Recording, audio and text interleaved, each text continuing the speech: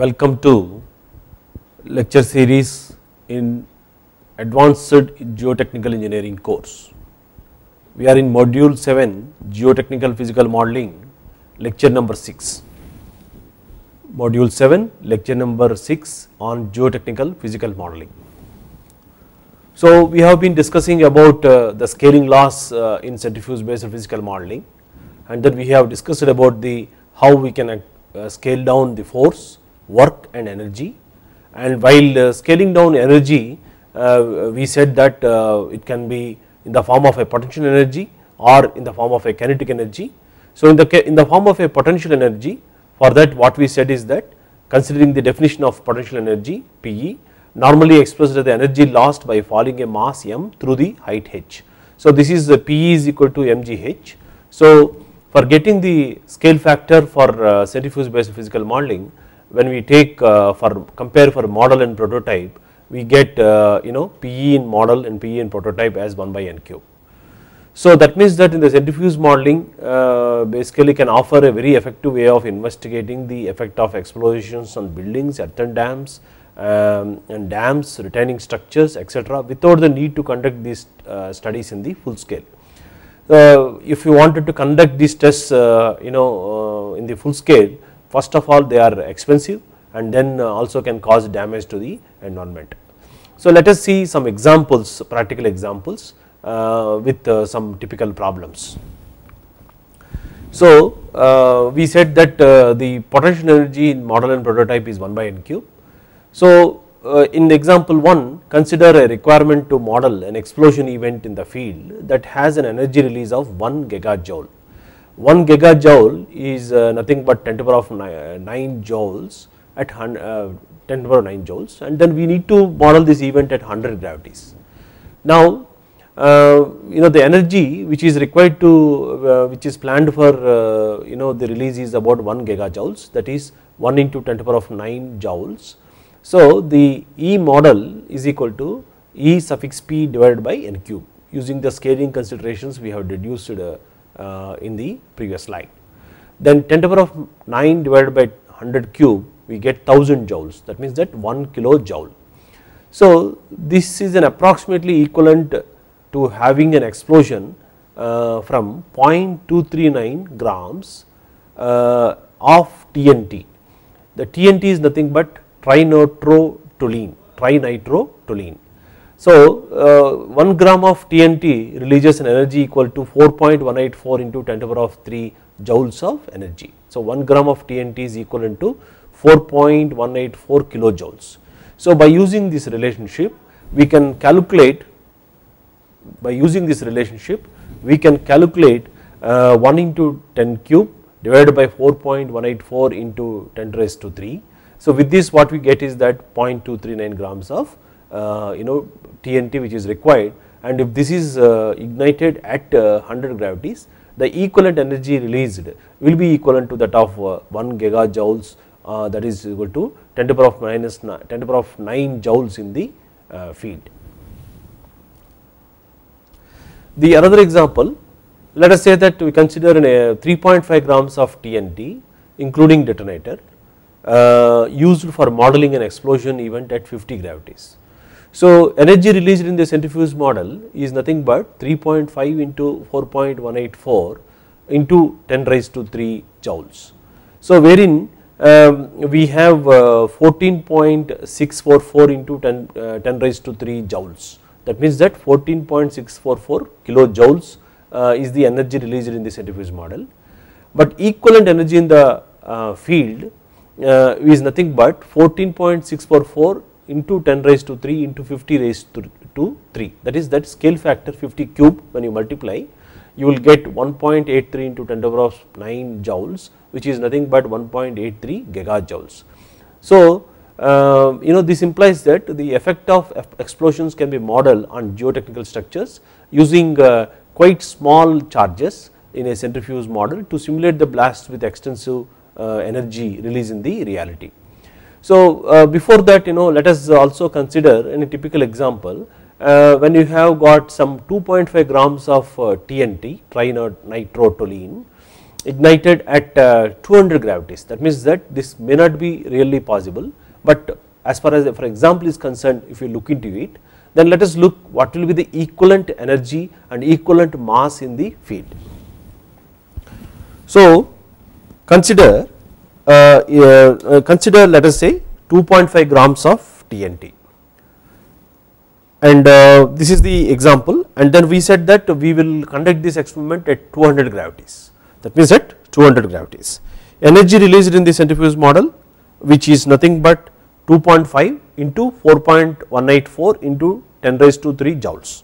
So which is nothing but 10.46 kilojoules. Now equivalent energy in the field is 10.46 into 10 raised to 3 into 200 raised to 3. So because the gravity level is very high, we have considered here 200 times the gravity. With that, what we get is that 83.68 into 10 to the power of 9 joules, which is nothing but 83.68 gigajoules. 1 gigajoule is equal to 10 to the power of 9 joules.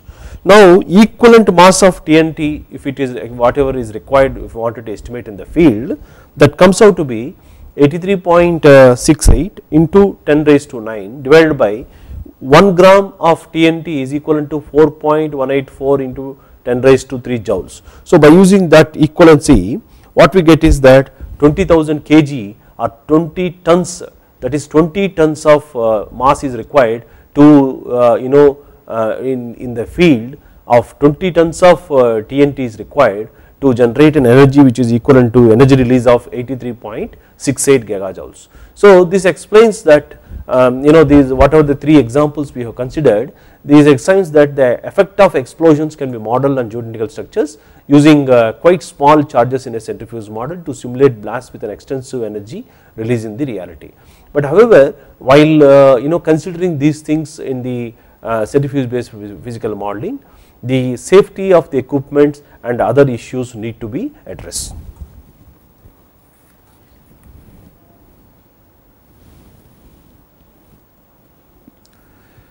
Now after having discussed about the force, work, energy scale factors, now let us look into different aspects of scaling laws. What we have said is that with Gm by Gp is equal to n, that is when gamma m it becomes n gamma p, that Gm by Gp the scale factor is n.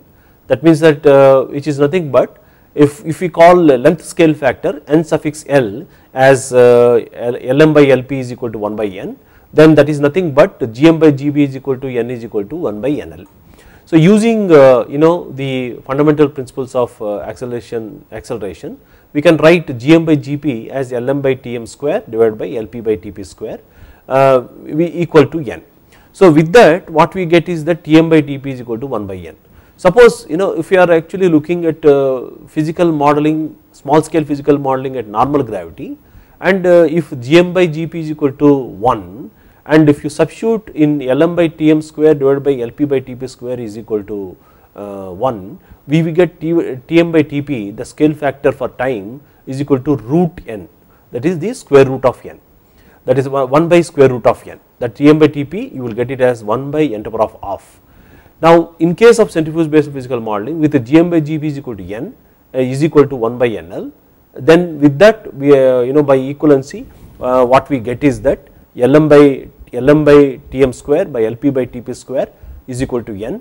With that we can get Tm by Tp is equal to 1 by n, and by using velocity definition, fundamental definition, where Lm by Tm, by what we have written is that V suffix m we have written as Lm by Tm, and Vp Lp by Tp, and if you substitute for Tm by Tp is equal to 1 by n, Lm by Lp is equal to 1 by n. So here what we get is that 1, that means that the velocities are same as that in the field, Vm is equal to Vp, and the time is it takes 1 by n times less time, and this is for external loading is concerned. That means that a load or a force when it is exerted, and this scale factor it may be observed that for the weight forces or external loading, the scale factor for centrifuge based physical modeling for this phenomenon, it works out to be Tm by Tp is equal to 1 by n.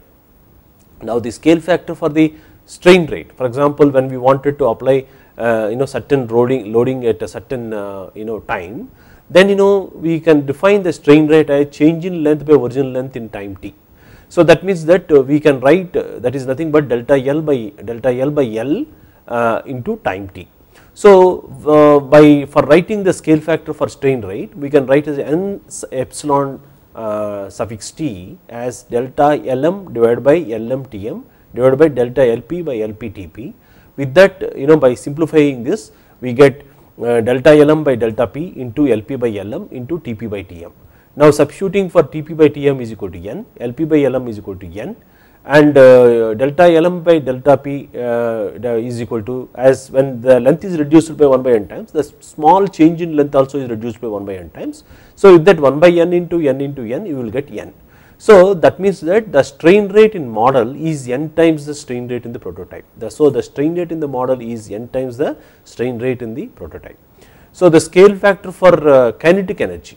So in the previous lecture we have introduced just a parameter kinetic energy. Suppose this is an example like if a ship impact is actually planned in a centrifuge based physical modeling at a certain gravity, then we have to subject the block to the certain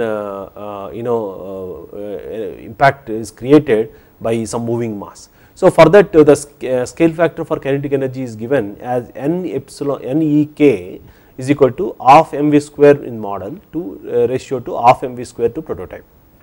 So which is equal to 1 by n cube, because mass is actually m by mm by mp is equal to 1 by n cube, and Vm by Vp is equal to 1 what we have got here. So with that the kinetic energy also is scaled as 1 by n cube, and so as far as the weight force and external loading is concerned, what we have noted is that velocities in model and prototype are 1, and the time scale factor is Tm by Tp is equal to 1 by n, and the scale factor for the strain rate is working out to be epsilon suffix t in model is equal to n times epsilon suffix t in prototype.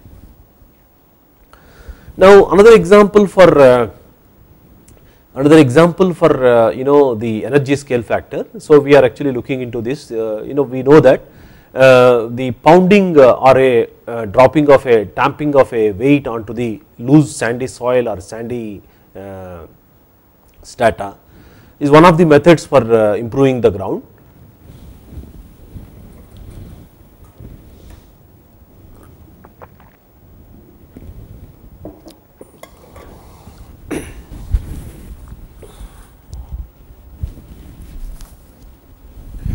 One of the methods for improving the ground. So in this slide what we have shown is that the application of centrifuge modeling technique for simulation of dynamic compaction. So dynamic compaction is a technique which creates a depression at each drop location and also produces an area settlement. So when we do this in a grid fashion, as it is shown in this photograph, wherein a known weight is dropped from a known height. So wherein these weights are in the range of 10 tons to 30 tons, and the dropping heights are in the range of 10 meters to 30 meters. So depending upon the the availability of the crane. So in this, if you wanted to model this, let us look how the the modeling can be done and how the impact velocities compare. So in this example, the dynamic compaction, let us consider in the field a 20 tons of weight is actually dropped onto the soil mass, which is shown here. A 20 tons of the weight dropped onto a soil, a loose sandy soil, and the dropping height is 20 meters. So the potential energy in the prototype, which is nothing but 20,000, that is kg, into 9.81 into height is 20 mgh. So with that what we get is that 3.924 into 10 to the power of 6 joules, and the potential energy in the model, which is nothing but PEM in model is equal to PEP by n cube. So 3.92 into 10 to the power of 6 divided by 50 cube. With that what we get is that 31.392 joules. So this is the potential energy which is actually modeled in the centrifuge. So that means that we consider a small model which is reduced by 1 by n times. So what we have done is that we have produced the same soil as that in the prototype, and the model is rotating about a vertical axis in a horizontal plane. What you looking is the top view. So this is the 50 gravities is subjected to this model. So this is the small mass. So in order to calculate what will be the weight of the mass or weight of the tamper which is required to be released at 50 gravities. So mass of the tamper is nothing but mp by n cube, with that 20 by 50 cube what it works out to be 160 grams of tamper. If it is released from a height of say 20 by 50 is about 40 centimeters. So when you release from height of 40 centimeter onto this thing, it creates the so called energy which is nothing but 0.16, that is the weight in kgs, 160 grams divided by 1000 into the gravity level is not 1 gravity, it is 50 into gravity, 50 into 9.81. So 50 into 9.81 into 0.4 is the dropping height. So with that what we get is that 31.392 joules. From the scaling laws also we got the same figure. Now if you look into the impact velocity is nothing but how do we obtain is that by equating potential energy with kinetic energy of mv square is equal to mgh, we get v is equal to root 2 gh. So in the prototype the impact velocity in the field when we drop 20 tons mass at a height of 20 meters, that the impact velocity is nothing but root over 2 gh, with that 2 into 9.81 into 20 where you get 19.81 meter per second. In the model which is at 50 gravities, in the small scale model at 50 gravities, the impact velocity is nothing but root over 2 into n into g into h, with that what we get is that 19.81 meter per second. So here in this particular example what we have noticed is that how the enhanced gravities can be used for modeling dynamic compaction, and we also have seen the application of the energy scale factor and the merits of using this technique for the understanding the phenomena of the structures subjected to this type of energies is discussed. Now after having seen the energy scaling laws and their salient applications, let us try to look into reducing the scaling laws when a seepage actually happening through a slope or when the consolidation is happening. That means this when the seepage and these consolidation phenomena basically they are the diffusion events. That means that when a flow occurs in the field in a slope, when there is a head difference between let us say that the flow can actually happen from upstream side to downstream side if there is a head drop takes place over a length L. So consider a typical slope in the field situation, wherein we have got a certain difference of the head where the water is flowing from, these are the flow lines which are actually shown here, and these are the equipotential lines which are actually shown here, a curvilinear squares, and at a point h below the top surface of the slope, the sigma p is nothing but rho into g into h, because rho is nothing but the mass density of the soil in the slope, and g is normal gravity, that is 9.81 into meter per second square into h is the height. Now similarly at a given point on a typical flow line, we can see that the up is equal to rho w gh, the pore water pressure in the prototype is equal to of small height say h. If you put a standpipe, assume that there is a h which is the head which is actually measured, then rho w g h, that is the mass density of the water and times the gravity into h.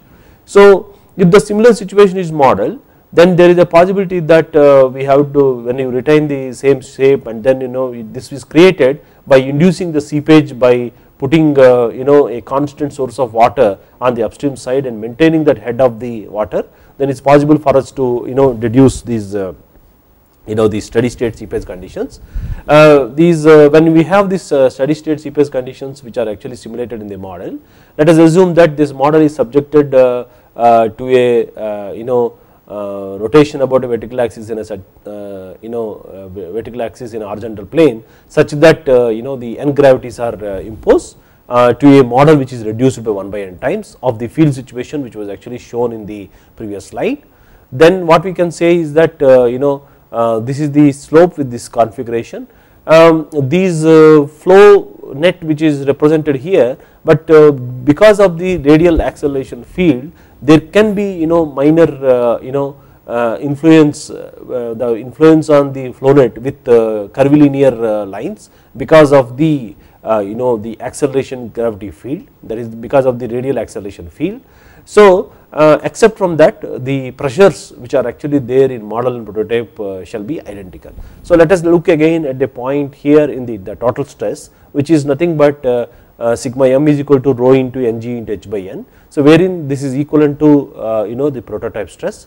Similarly, the water pressure which is actually measured at the same point, homologous point, which is actually shown in the field situation, um is equal to rho w into ng into h by n, which is also nothing but up, that is the u suffix p.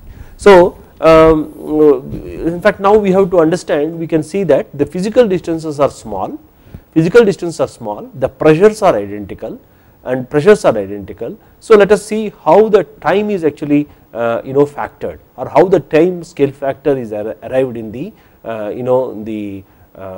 centrifuge based physical modeling, and also see how we can actually model the seepage force or seepage pressure, and also how the time scale factor for the time is actually modeled. So in order to do that, first let us look into what is seepage force and what is seepage pressure, and then by applying the fundamental definitions we can reduce the scaling loss. So in this particular slide, what we are actually interested in, that reducing the scale factor for the the seepage force. So for seepage force, so we also said that when we do similitude in modeling, we have linear similitude and dynamic similitude and kinematic similitude.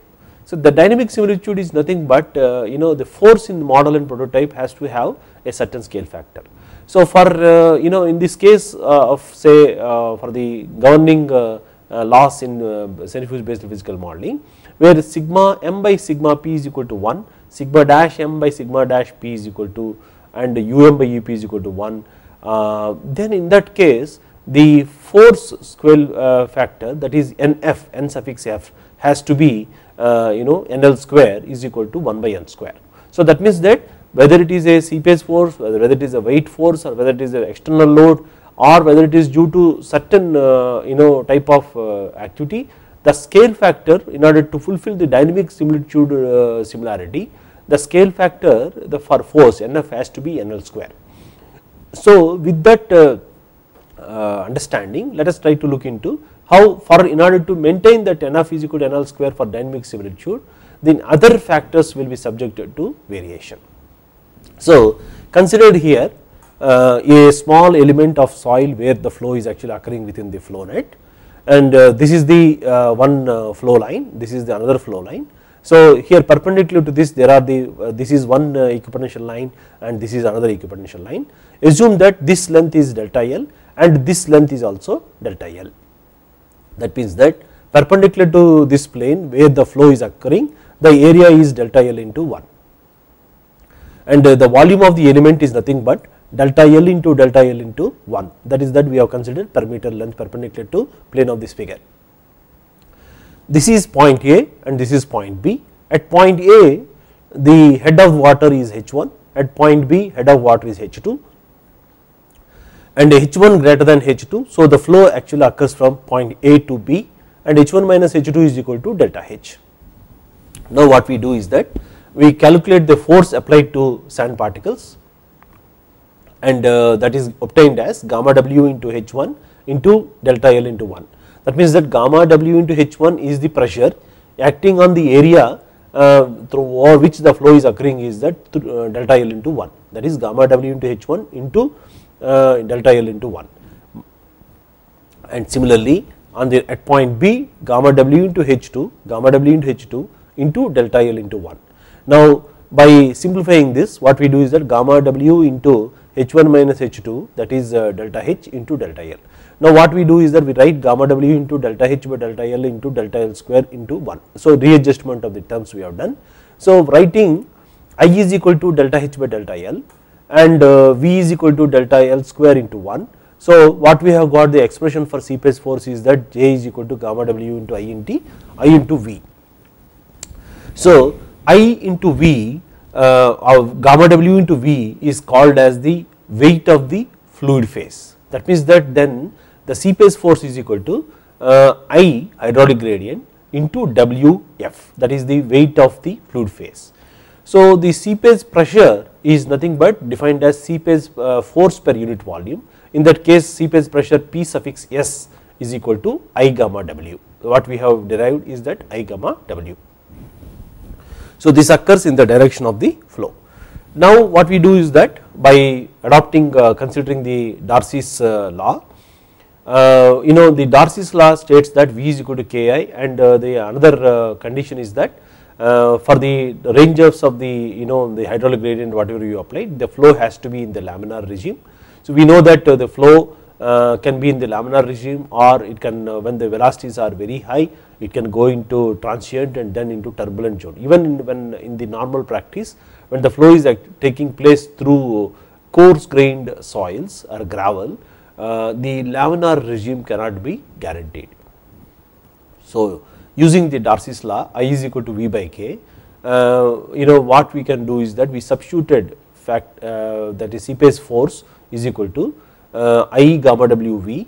So by writing V by K into gamma W into V, and by using this for sigma m by sigma p is equal to sigma dash m by sigma dash p is equal to um by ap is equal to 1, and with gamma W into V is equal to Wf, that is the weight force, then we can write the scale factor for seepage force as seepage force in model and prototype is equal to Vm by K Vp Kp by Km, because it is at the at this point, and then Wf in model, Wf in prototype. So this is what actually we have got. So by using the the previous discussions, the force weight force can be scaled down by 1 by n square, but we have two terms which is actually not known to us, and that is nothing but one is permeability of the soil. So permeability of the soil is actually defined as the property of the soil, and which is actually ease with which the water can flow through the soil. So but we found that the K, which is nothing but quotient of permeability or Darcy's quotient of permeability, is found to be function of K, that is called absolute permeability or intrinsic permeability, rho W, that is the mass density of the fluid or permeant, and G is nothing but the gravity at which this flow is occurring, and mu that is the mu W, that is the flow of that is the dynamic viscosity of the permeant or the water. So now K, absolute permeability, is found to be according to Kozny-Kármán equation, we can say that K is nothing but a function of soil skeleton, and wherein K is nothing but 1 by CD. So CD is nothing but the shape factor, and SS is nothing but specific surface area, and T square is nothing but the tortuosity. So this tortuosity is nothing but when water is flowing through the solids, this is nothing but the length the actual path taken by the water to the imaginary length, that is length of the sample. So that is nothing but the tortuous path is is about 1.414 times the length what we assume L for for granular soils. So what we have seen is that K, which is actually function of these shape factor, whether it is angular or subangular or specific surface area, that means that whether it is actually having large specific surface area or for example for when you have got clays actually have got higher specific area, so they have the low permeability, and T that is the tortuosity, and also the void ratio E cube by 1 plus E, and then gamma W, that is the mass density, the unit weight of the fluid, and mu W, that is the dynamic viscosity of fluid.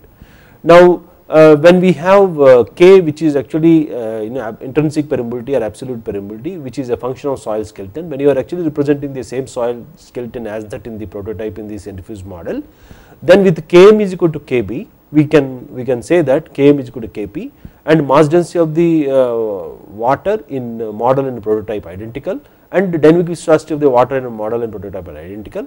So with that, when you say that, when you substitute, what you get is that k is proportional to g, that is when g increased by n by n times in a small scale model, in 1 by n times model, then k is equal to km by kp is equal to gm by gp is equal to n gp by gp is equal to n. So this indicates that the permeabilities are n times that of the prototype, but it actually leads to a question that when you say that k is proportional to g, that indicates that at 0 gravity, does it mean that the soil is impervious, that means that k tend to 0. So this is a some the conflict, or what you can say the fallacy, which is comes out with this particular understanding, is that when you take by this expression k is equal to k rho w g by mu w, it implies that when other factors are same, that k proportional to g, so that the permeability scale factor is works out to be km is equal to nkp. That means that the soil which is having a permeability of 1 into 10 to the power of minus 9 meter per second, and it appears to have a permeability of n times 10 to the power of minus 9 meter per second. If n is equal to 100, it is something like 10 to the power of minus 7 meter per second. That means that a clay soil will tend to have permeability as that of silty soil. So this need to be understood, and how this conflict can be addressed, we shall look into it. So in order to do this, let us look once again the definition of hydraulic gradient itself. So if you are actually saying this V is equal to Ki, where I is equal to H by L, so with that what we can write is that K is nothing but K rho W G by mu W into H by L. So here, by rearranging these terms, what we do is that this rho W G H, when you put it within the parenthesis as shown here, and K rho W G H divided by L mu W. So by writing K by mu W, and rho W G H is nothing but gamma W into H, and is nothing but H is the pressure, the head drop. So we can write like a K by mu W into delta P by L. Delta P by L is that pressure drop or difference pressure drop over a length L. That is nothing but K by mu W into, that is nothing but a pressure gradient or pressure drop over a length L, where L is the length of the sample through which the flow is actually taking place.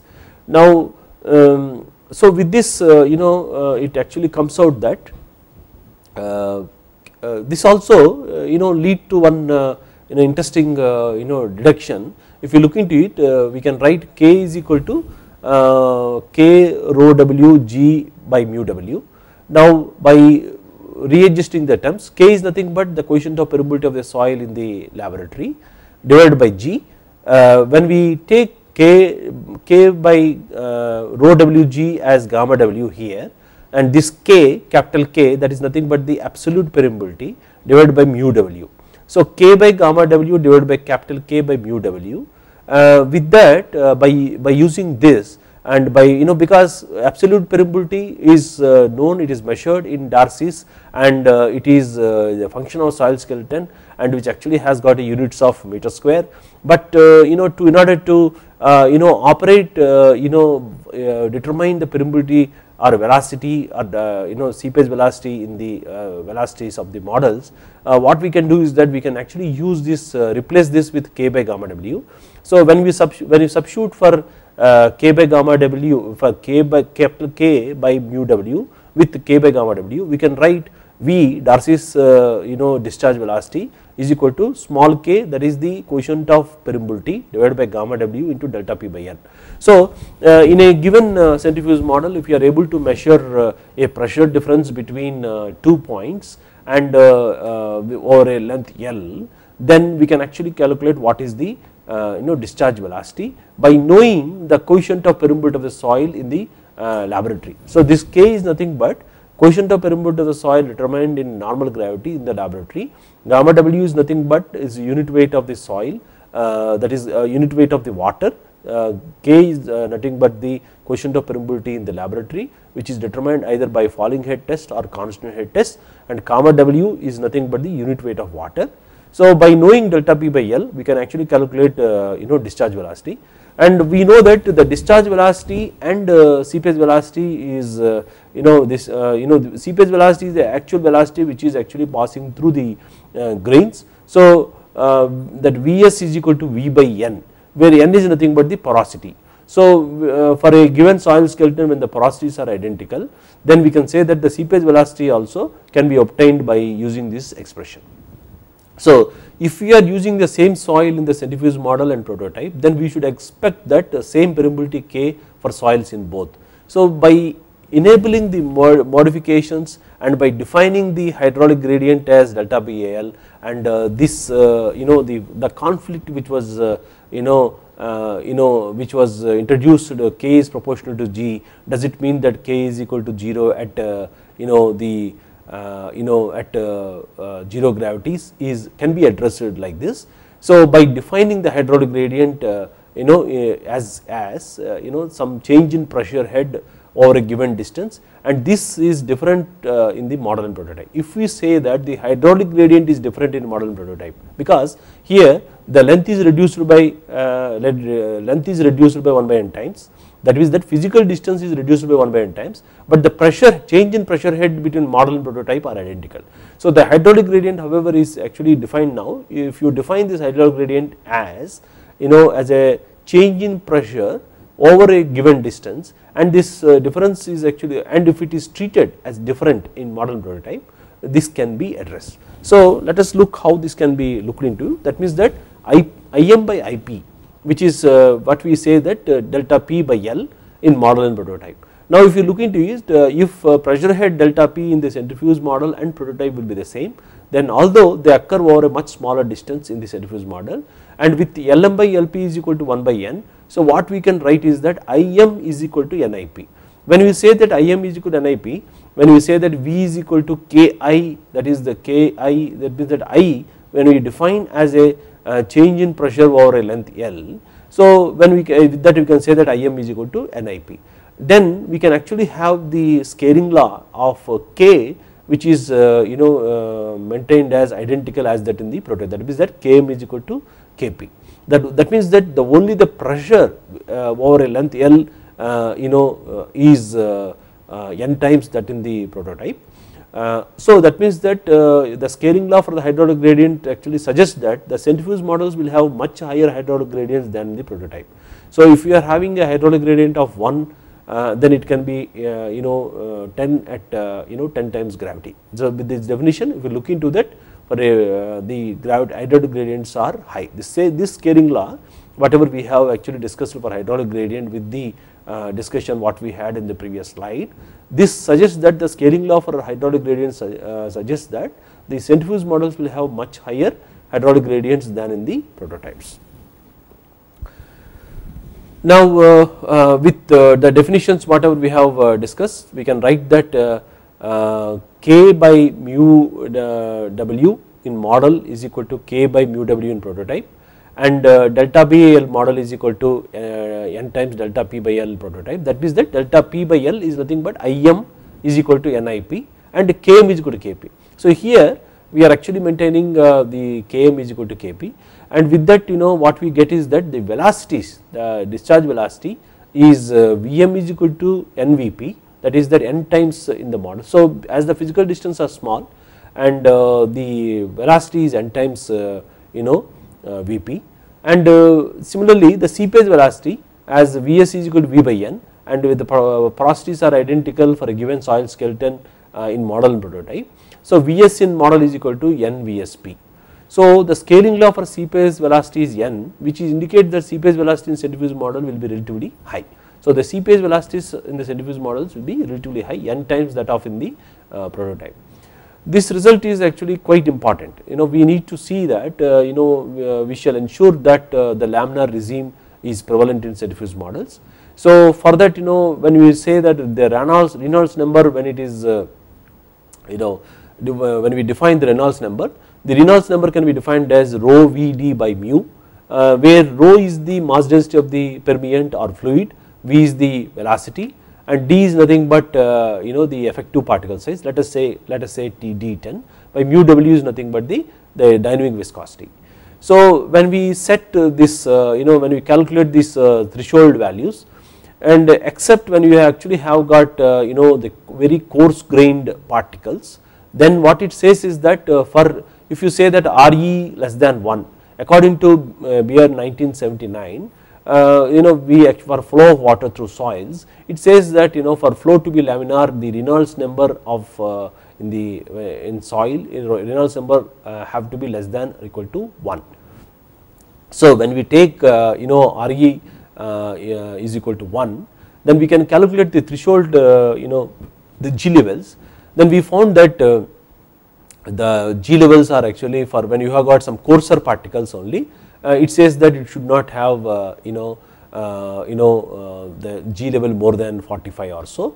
But when you have got the range of the particle model soils which are actually used in centrifuge based numerical modeling, the G levels which are actually required for going in from laminar, for crossing the laminar regime is very high. That means that the G levels are very high, they are actually beyond the scope of the centrifuge equipments which are actually available in the world now. So that means that by all means it is possible for us to ensure the laminar regime for the type of velocities what we actually occur because of the virtue of the Im is equal to NIP, with that Vm is equal to NVP is occurs. So because of that this so called issue is important. But when you look into the scale factor for Reynolds number for same soil in model and prototype, when we have this, the Reynolds number scale factor works out to be n times Reynolds number in the prototype. Reynolds number in the model is equal to n times Reynolds number in the prototype.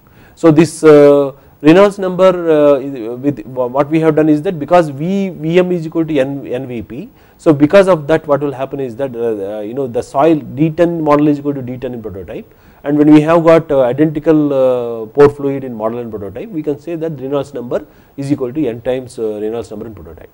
But the question is that if you want the Reynolds number identical as that in the prototype, then two ways one we can think of. One is to scale down the particles. That means that D10 in the prototype in the model is D10 in the prototype by n. That means that when we actually scale down the particles, that means the scaling down of the gradation is one option. The second option is that to increase the the dynamic viscosity of the fluid. That means that if you are able to increase the dynamic viscosity of the fluid, then by say let us say in a 1 by n times reduced model, we can say that the dynamic viscosity is increased by n times. So that means that we have if you have a higher viscous fluid, there is a possibility that Reynolds number in model and prototype can be maintained identical. So but however the interaction of the fluids particularly with high viscous fluids with saturation with all types of fluids, all types of soils like silty sand, clay soils is very difficult. So and also from the scaling discussion and with the requirement of threshold gravity levels, it is not required or not mandatory to change the pore fluid as far as the seepage phenomenon is concerned, particularly when we are actually investigating seepage of water through embankment dams or certain geotechnical structure.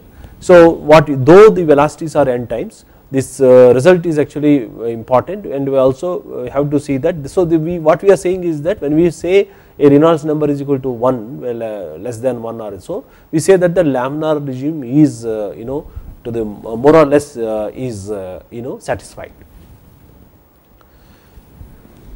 Now after having scaled down the seepage force and seepage pressure, and then let us look into deduce what is the time scale factor. Now we said that from the definition whatever we have, that velocity in model, that is Darcy's discharge velocity in model is n times the discharge velocity in prototype. So from the fundamental definition of velocity, we can write Tm by Tp is equal to Lm by Vm is equal to Lp by Vp. So Lm by Vm is equal to Lp by Vp. This Vm and Vp, V is nothing but the Darcy's velocity, and with that we can write Lm by Lp is equal to Vp by Vm is equal to 1 by n square. So that means that here if you look into it, time which is actually velocity is n times as that in prototype, the hydraulic gradient is n times that of the prototype. So if you are having a soil with Km is equal to Kp and Vm by Vp is equal to n, so for Km not with it says that Tm by Tp is 1 by n square. So Tm by Tp is equal to 1 by n square, that indicates that the time required for flow to takes place is 1 by n square times that of the prototype. That means let us consider 50 gravities, and the model is the model is actually occurring subjected to 50 gravities, and let us say that if you wanted to have a certain seepage time, if you wanted to see, let us say 50 Tm by Tp is equal to 1 by 50 square. So let us say that if it takes 1 year, so 1 year time, 52 days time in the prototype divided by 1 by 50 square. So what we get is that if you look into the after simplification, you will get an half an hour. That means that the 52 days of prototype time is equivalent to half an hour at 50 gravities. So this indicates that the so called seepage phenomenon is actually very rapid, and there is a possibility that this can be done and it can be used for a number of applications, like wherever the contaminant contaminant transport. Let us say that an example of contaminant transport where it can actually have or occur in 1 by n square times that of the time it takes in the prototype. So by some chance actually the Km is not equal to Kp, that means that the prototype soil and model soil, they have a difference in permeability. Then we can actually also account for that in the expression whatever the logic we have discussed with Im is equal to Nip. So we can write that Vm by Vp is equal to n into Km by Kp. So by using again the same definition and substituting here, what we get is that Tm by Tp is equal to Kp by Km into 1 by n square. So this Kp by Km is for example if they are 1, then they get cancelled, then what we get is the Tm by Tp is 1 by n square. So this Tm by Tp, when there is Km is not equal to Kp, we can actually account for this, wherein the ratio into 1 by n square. So the above equation is valid, but if some reason the soils in model and prototype have different permeabilities. If the soils in model and prototype have different permeabilities, then the time scale factor for seepage is Tm by Tp is equal to Kp by Km into 1 by n square. So now after having discussed the seepage scale factors, then we also have phenomenon like consolidation, a consolidation of a soil. Say for example, we know that the consolidation of a soil takes place over a long period of time depending upon the type of the clay and its permeability. So the consolidation of soil is a diffusion process, and basically that occurs when excess pore water pressures are generated in the soil due to application of rapid loading. So when you have rapid loading, then there is a possibility that the dissipation of pore water pressure takes place. Excess pore water pressures, that is the excess pore water pressures are nothing but the pore water pressures above the hydrostatic pressures, and this takes over a period of time. So with the elapse of the time, these excess pore water pressures decrease and excess effective stress in the soil increases. So the void ratio of the soil changes, allowing for the settlement to take place. So when we have this, the void ratio of the soil changes, and that allows the settlement to take place. So let us see how the scaling laws for time for consolidation can be reduced. So the governing equation for consolidation in three dimensions can be written, and this is actually reduced by using the rate of change of volume to rate of change of void ratio. So we can write that dou u by dou t is equal to Cv into dou square u by dou x square plus dou square u by dou y square plus dou square u by dou z square. So using Cv is equal to k into 1 plus E naught by Av gamma w, where Av is coefficient of compressibility, which is nothing but delta E by delta sigma. So Cv is equal to coefficient of consolidation, K is the coefficient of permeability, E naught is the initial void ratio, gamma W is the unit weight of the water. So let X is equal to Nxm. So X and Y and Z are the prototype dimensions. So, x is written as n times xm, that means that when we take xm by x is equal to 1 by n, there is it is nothing but xm by xp is equal to 1 by n. So, we have for simplicity and convenience we have written x is equal to n xm and y is equal to n ym and z is equal to n zm, and with that um also we write it as nu, that is the scale factor for the pore water pressure, and gamma w model is equal to n gamma w gamma w. This n gamma w is the scale factor for the unit weight of the pore fluid.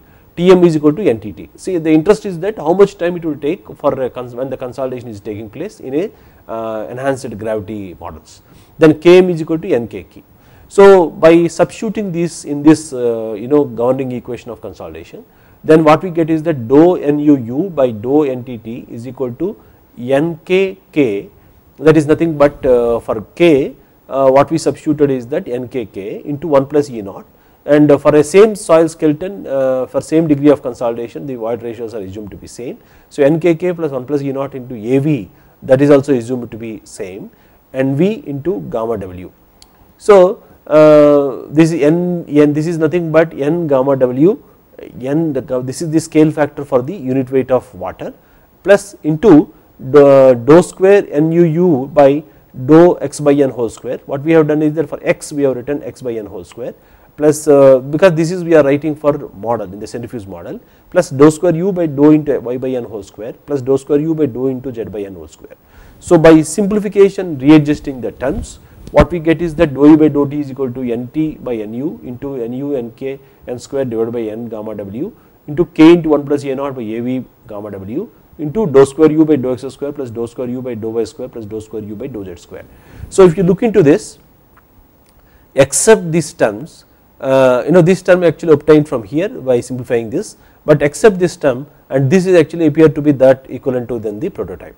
So, for simple, so we need to see for similarity in model and prototype, we have to have say identical differential equation, governing differential equation in model, centrifuge model and prototype, that n square nkk, because here nu and nu will get cancelled. So, n square is actually nothing but which is by simplification of these terms we will get dou square u by dou x by n whole square, those that n square is actually by taking common we have got here, n square nkk nt n gamma w has to be equal to 1. So, again using k that is absolute permeability times gamma w by kinematic viscosity, and by using this we can say that nk by n gamma w is equal to 1. So, that means that because these are identical and then k increases n times, gamma w increases n time. So, nk by n gamma w is equal to 1. With that, by substituting here, what is for the n square nk nt n by n gamma w to be equal to 1, that nt is equal to tm by tp is equal to has to be equal to 1 by n square. That means that this scaling for law for the time of consolidation basically suggests that the consolidation of a soil in a centrifuge model occurs n square times faster compared to the prototype. That means that if you consider if 30 minutes or half an hour run of centrifuge at 50 gravities is equivalent to 52 days of consolidation in the field, that is nothing but 52 days divided by the 50 square, when we convert it into minutes you will get as 30 minutes. So, this is the scale factor implies that the time of the consolidation suggests that the consolidation of soil in a centrifuge model occurs n square times faster compared to the prototype. So, most of the scale factors like time, permeability and all these scale factors, several investigators over a period of time they validated this by using again the experimental evidence which is actually the centrifuge based physical modeling. So, in this particular lecture what we have understood is that we have tried to do some examples on the energy scale factors, and then we have tried to see how a seepage phenomenon can be modeled in a centrifuge and how we can actually compute velocities in a centrifuge based physical model by knowing or by measuring the pressure over a length L. And then also we discussed about how a consolidation phenomenon can be modeled and how the time scale factor. So, for the time scale factor for consolidation as well as the time scale for the diffusion is works out to be 1 by n square, that in the prototype. That means that time in model is 1 by n square times of the that in the prototype. In the next lecture, we will like to look into the capillary flow when it is actually happening, what will be the rate of rise of capillarity and what will be the time of capillarity in the centrifugal basal physical modeling, and then subsequently we will look into how a dynamic event like an earthquake can be modeled and what will be the scale factors.